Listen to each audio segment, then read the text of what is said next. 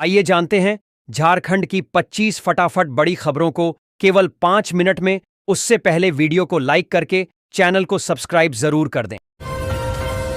राहुल गांधी के दरबार में झारखंड के कांग्रेसी नेताओं की हाजिरी।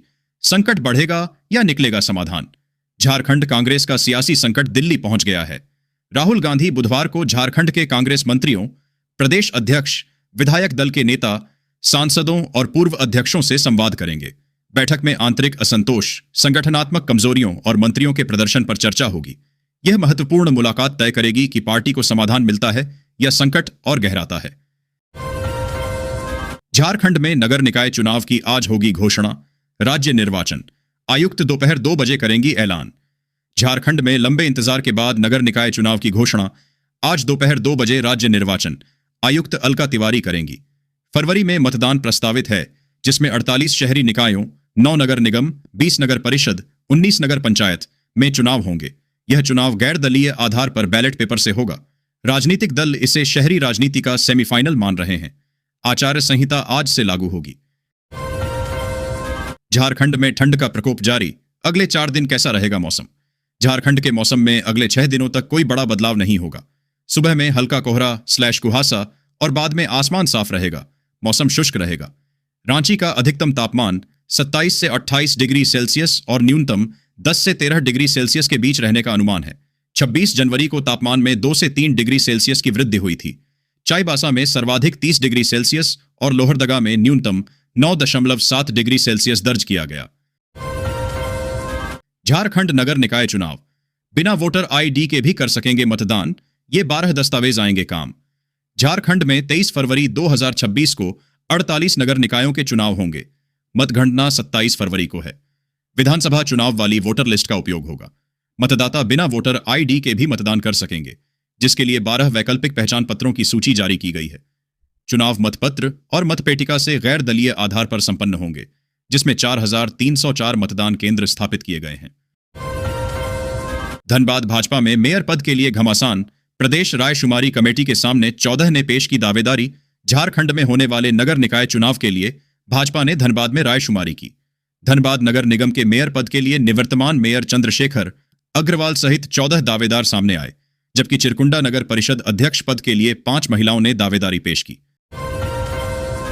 धनबाद के 219 इंजन में स्वदेशी कवच कोच में लगे रेडियो फ्रीक्वेंसी आइडेंटिफिकेशन धनबाद की यात्री ट्रेनें अब पहले से अधिक सुरक्षित हो गई हैं। 219 इंजनों में स्वदेशी कवच प्रणाली लगाई गई है, जिससे टक्कर का खतरा लगभग शून्य हो गया है। कोचों पर radio frequency identification RFID tag लगाए गए हैं, जो रियल टाइम ट्रैकिंग में मदद करते हैं। यह तकनीक स्वचालित ब्रेकिंग और खराब मौसम में भी सुरक्षित परिचालन सुनिश्चित करती है, जिससे यात्रियों की सुरक्षा बढ़ती है और त्रुटियां कम होती हैं। Central bank of India Dhanbad में हड़ताल। 5 दिवसीय कार्य सप्ताह की मांग। धनबाद में सेंट्रल बैंक ऑफ इंडिया के कर्मचारियों ने 5 दिवसीय कार्य सप्ताह और रिक्त पदों पर नई नियुक्तियों की मांग को लेकर हड़ताल की। United forum of bank unions के आह्वान पर हुई इस हड़ताल से बैंक का कामकाज पूरी तरह ठप रहा, जिससे ग्राहकों को भारी परेशानी हुई। झारखंड में स्मार्ट मीटर से ऊर्जा मित्रों की नौकरी पर संकट। विधायक मथुरा और जयराम विधानसभा में उठाएंगे आवाज। धनबाद में झारखंड राज्य ऊर्जा मित्र संघ के वार्षिक सम्मेलन में स्मार्ट मीटरों के कारण हजारों ऊर्जा मित्रों की नौकरी पर खतरे पर चिंता व्यक्त की गई। संघ के संस्थापक संतोष कुशवाहा ने सरकार की नीतियों पर सवाल उठाए। डुमरी विधायक जयराम महतो ने विधानसभा में मुद्दा उठाने का आश्वासन दिया, जबकि टुंडी विधायक मथुरा महतो ने मुख्यमंत्री से बात करने की बात कही। जदयू धनबाद नगर निगम चुनाव में सभी सीटों पर लड़ेगा। खीरू महतो ने शुरू किया सदस्यता अभियान। धनबाद में जदयू की जिला स्तरीय बैठक हुई, जिसमें राज्यसभा सांसद खीरू महतो ने सदस्यता अभियान शुरू किया। पार्टी ने आगामी धनबाद नगर निगम चुनाव में सभी वार्डों और मेयर पद पर उम्मीदवार उतारने का सर्वसम्मति से निर्णय लिया। कार्यकर्ताओं को धनबाद में 25,000 सदस्य जोड़ने का लक्ष्य दिया गया। मुख्यमंत्री नीतीश कुमार का जन्मदिन 1 मार्च को भव्य रूप से मनाने का निर्देश भी दिया गया। धनबाद को 77वें गणतंत्र दिवस पर मिला अत्याधुनिक पुलिस कंट्रोल रूम। धनबाद में 77वें गणतंत्र दिवस पर कोर्ट मोड़ स्थित अत्याधुनिक पुलिस कंट्रोल रूम का उद्घाटन हुआ। उपायुक्त आदित्य रंजन और SISP प्रभात कुमार ने इसे जिले की कानून व्यवस्था का मुख्य कमांड सेंटर बताया। यह कंट्रोल रूम 24 घंटे सक्रिय रहेगा और सिटी हॉक, PCR, डायल 112 सेवाओं का संचालन करेगा। जल्द ही 350 स्थानों पर ऑडियो युक्त सीसीटीवी और एएनपीआर कैमरे भी लगाए जाएंगे, जिससे त्वरित पुलिस कार्रवाई सुनिश्चित होगी। के किडनैपर्स की शर्तों पर भारी पड़ी पुलिस की सूझबूझ। बरही के जंगल में सफल हुआ ऑपरेशन साइलेंट। कैरव गांधी की रिहाई हजारीबाग के बरही में हुई, जो अपराधियों के लिए एक रणनीतिक स्थान है। पुलिस ने तकनीकी निगरानी और सादे कपड़ों में ऑपरेशन साइलेंट को सफलतापूर्वक अंजाम दिया, जिससे अपहरणकर्ताओं की शर्तों के बावजूद कैरव सुरक्षित घर लौट आए। अपराधियों ने बरही को बिहार भागने के लिए चुना था, जहां वैशाली और नालंदा के गिरोहों का हाथ होने का संदेह है।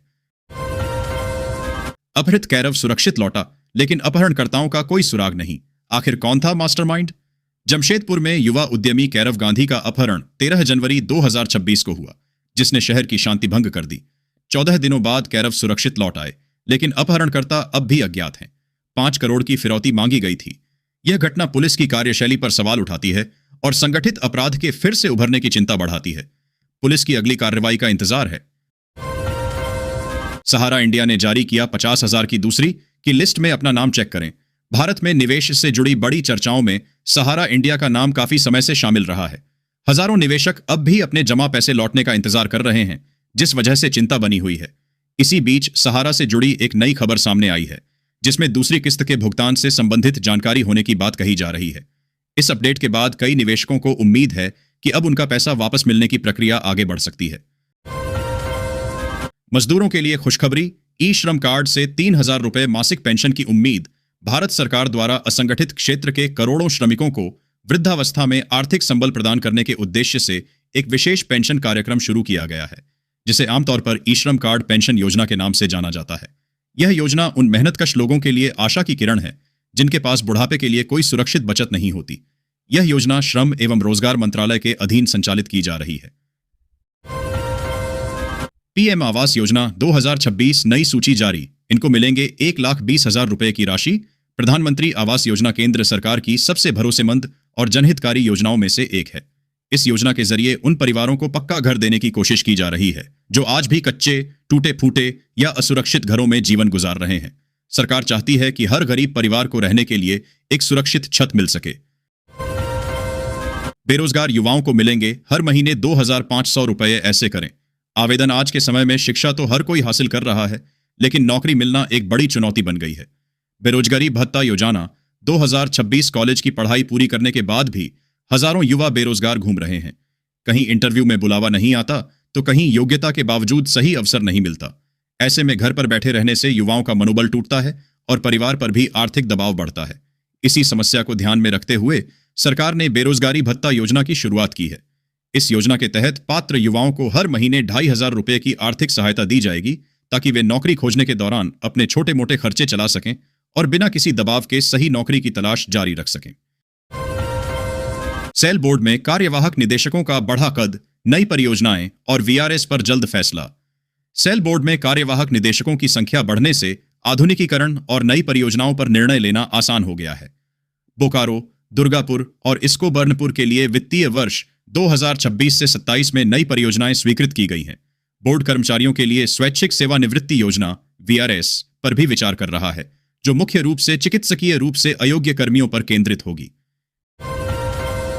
चास फुसरो में 23 फरवरी को होगा मतदान। झारखंड में नगर निकाय चुनाव की घोषणा हो गई है। बोकारो के चास नगर निगम और फुसरो नगर परिषद के लिए अधिसूचना जारी हुई। नामांकन 29 जनवरी से शुरू होगा।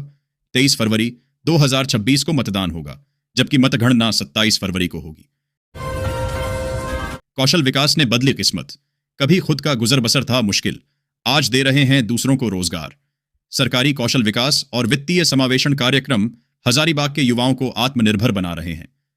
नव भारत जागृति केंद्र और सिडबी के सहयोग से micro enterprise promotion programme MIPP चल रहा है। सौरभ कुमार ने मसाला व्यवसाय बढ़ाया, जबकि मुकेश साव ने मैकेनिक दुकान आधुनिक बनाई। इन योजनाओं से युवा न केवल खुद की आय बढ़ा रहे हैं, बल्कि दूसरों को भी रोजगार दे रहे हैं, जिससे उनकी किस्मत बदल गई है। नया पेसा कानून आदिवासियों के अस्तित्व पर प्रहार। नोवामुंडी में करेंगे बड़ा आंदोलन। पूर्व मुख्यमंत्री चंपाई सोरेन ने नए पेसा कानून को आदिवासियों की पारंपरिक संरचना के लिए खतरा बताया। उन्होंने ग्राम सभा की शक्ति कमजोर करने और मुंडा के पद पर बदलाव की आलोचना की। सोरेन ने सरकार की भूमि नीति पर भी सवाल उठाए, खासकर नोवामुंडी में आदिवासियों की जमीन के मुद्दे पर। उन्होंने चेतावनी दी कि यदि नीतियां नहीं बदलीं तो हजारों समर्थकों के साथ नोवामुंडी में बड़ा आंदोलन करेंगे। उन्होंने जामुमो को वन मैन आर्मी भी कहा। एमपीएमएलए कोर्ट में पूर्व सीएम चंपई सोरेन की पेशी। 1993 के गम्हरिया कांड में बढ़ी कानूनी सरगर्मी झारखंड के पूर्व मुख्यमंत्री चंपई सोरेन चाईबासा की एमपीएमएलए अदालत में 33 साल पुराने गम्हरिया कांड के सिलसिले में पेश हुए। यह मामला 1993 के झारखंड बंद के दौरान हुए कथित विस्फोट से जुड़ा है, जिसमें विस्फोटक पदार्थ अधिनियम के तहत आरोप हैं। कई सह आरोपी अब जीवित नहीं हैं। अदालत ने उनकी उपस्थिति दर्ज की और मामले की अगली सुनवाई की तिथि निर्धारित करेगी। 7 समंदर पार से आए पर्यटकों पर चढ़ा छऊ का जादू।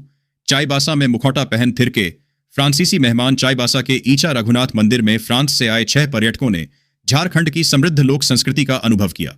पारंपरिक स्वागत के बाद उन्होंने छू गुरु तपन पटनायक से छू नृत्य की बारीकियां सीखीं। विदेशी मेहमानों ने मुखौटे पहनकर नृत्य किया, जिससे सांस्कृतिक ऊर्जा का संचार हुआ।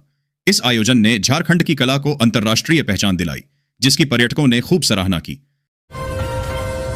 काल के बाद बहाल हुई सुविधा। 29 जनवरी से शुरू होगा 15 ट्रेनों का ठहराव। देखें पूरी लिस्ट। दक्षिण पूर्व रेलवे ने 29 से 31 जनवरी के बीच 15 ट्रेनों, 9 एक्सप्रेस, 6 पैसेंजर के प्रायोगिक ठहराव बहाल करने का निर्णय लिया है। कोरोना काल में बंद हुए ये ठहराव यात्रियों और जनप्रतिनिधियों की मांग पर फिर से शुरू हो रहे हैं। इससे ग्रामीण और अर्ध शहरी क्षेत्रों के यात्रियों, विशेषकर दैनिक यात्रियों को बड़ी राहत मिलेगी। रेलवे इन ठहरावों की सफलता की समीक्षा के बाद इन्हें स्थायी करने पर विचार करेगा। सीएम हेमंत दावोस में अब तक क्या कर रहे, यात्रा का हिसाब दो। बाबूलाल मरांडी। नेता प्रतिपक्ष बाबूलाल मरांडी ने गणतंत्र दिवस पर मुख्यमंत्री हेमंत सोरेन की विदेश में मौजूदगी पर सवाल उठाते हुए दावोस यात्रा के खर्च, उद्देश्य और निवेश समझौतों की पारदर्शिता सार्वजनिक करने की मांग की है। झारखंड में मकर संक्रांति के बाद ठंड कम हो गई है और 27 जनवरी तक कई जिलों में पारा 30 डिग्री सेल्सियस के पार पहुंच गया है, जिससे दोपहर में लोगों को कड़ाके की सर्दी के बजाय अब गर्मी का एहसास होने लगा है। रांची में सोना चांदी के भाव में भारी उतार चढ़ाव। गोल्ड 13,000 रुपये सस्ता, सिल्वर में 10,000 रुपये की तेजी।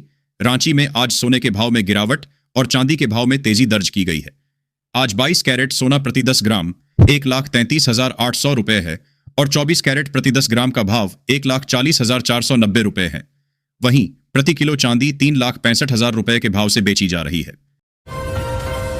देश के लिए किसानों बल्ले बल्ले, सभी को मिलेगा 31,500 रुपये प्रति हेक्टेयर। जाने आवेदन प्रक्रिया और किन लोगों को मिलेगा लाभ। किसानों की आय बढ़ाने और खेती को ज्यादा फायदेमंद बनाने के लिए केंद्र सरकार ने एक बड़ी घोषणा की है। अब जो किसान जैविक खेती, ऑर्गेनिक फार्मिंग अपनाएंगे, उन्हें 31,500 रुपये प्रति हेक्टेयर की आर्थिक सहायता दी जाएगी। यह पैसा सीधे किसानों के खाते में भेजा जाएगा, जिससे वे जैविक खाद, बीज और जरूरी उपकरण खरीद सकें। सरकार का मानना है कि आने वाले समय में जैविक उत्पादों की मांग तेजी से बढ़ेगी, इसलिए यह योजना किसानों के लिए सुनहरा मौका साबित हो सकती है। पेट्रोल डीजल के साथ एलपीजी गैस हुई सस्ती। जाने अपने शहर की नई रेट। देश भर में ईंधन की कीमतें हमेशा से ही आम जनता के लिए चिंता का विषय रही हैं। जनवरी 2026 में पेट्रोल, डीजल और एलपीजी सिलेंडर की कीमतों में कुछ राहत देखने को मिली है, जिससे मध्यम वर्ग और निम्न आय वाले परिवारों को थोड़ी राहत मिल सकती है। हर सुबह जब तेल कंपनियां नई दरें जारी करती हैं, तो लाखों लोग अपने शहर की ताजा कीमतों का इंतजार करते हैं। अंतर्राष्ट्रीय बाजार में कच्चे तेल की कीमतों में आई नरमी का असर अब भारतीय बाजार में भी दिखने लगा है। आइए जानते हैं कि इस महीने आपके शहर में पेट्रोल, डीजल और रसोई गैस के दाम क्या हैं और इनमें क्या बदलाव हुए हैं। 500 रुपए में अपने घर के छत पर लगवाएं सोलर पैनल। बिजली बिल की झंझट से छुटकारा। जो भी लोग मैसेज बिजली बिल लेकर परेशान हो चुके हैं, उनसे सभी लोगों के लिए बिजली बिल की झंझट से छुटकारा मिलने वाले हैं, क्योंकि आप सभी लोगों के घरों पर सोलर पैनल की व्यवस्था सरकार की ओर से करवाई जा रही है। बस आप लोग इसके लिए ऑनलाइन के जरिए आवेदन करके इसका लाभ उठा सकते हैं। किस प्रकार से आप लोग इसका लाभ उठा पाएंगे, कहां से आप लोगों को आवेदन करना होगा, क्या इसके लिए डॉक्यूमेंट लगेंगे और क्या पूरा प्रोसेस है, क्या अपडेट निकालकर सामने आ रही है, पूरी जानकारी इस आर्टिकल के द्वारा आप लोगों को बताई जा रही है। तो आर्टिकल पर अंतिम नीचे अंत तक ध्यानपूर्वक पढ़ें और इस योजना का लाभ उठाएं। ईपीएफओ पेंशन को लेकर चर्चा तेज। नए नियम और 5 बड़ी खबरें। पेंशन को लेकर इन दिनों देश भर में चर्चा तेज हो गई है। कर्मचारी पेंशन योजना ईपीएस से जुड़े नए नियम, संभावित बदलाव और कोर्ट से जुड़े मामलों ने लाखों पेंशन धारकों और कर्मचारियों का ध्यान खींचा है। खासतौर पर हाई पेंशन विकल्प, न्यूनतम पेंशन बढ़ोतरी और योगदान से जुड़े नियमों पर लगातार अपडेट सामने आ रहे हैं। ईपीएफओ पेंशन सिर्फ रिटायरमेंट के बाद की आमदनी नहीं, बल्कि बुजुर्गों की आर्थिक सुरक्षा का एक अहम आधार बन चुकी है। हाल के महीनों में सरकार और ईपीएफओ की ओर से कई अहम संकेत मिले हैं, जिनसे यह साफ है कि आने वाले समय में पेंशन सिस्टम में सुधार की कोशिशें तेज हो सकती हैं। कर्मचारियों से लेकर नियोक्ताओं तक सभी नए नियमों को समझने और उनका असर जानने को उत्सुक हैं। ऐसे में ईपीएफओ पेंशन से जुड़ी 5 बड़ी खबरें जानना बेहद जरूरी हो जाता है, ताकि भविष्य की योजना सही तरीके से बनाई जा सके।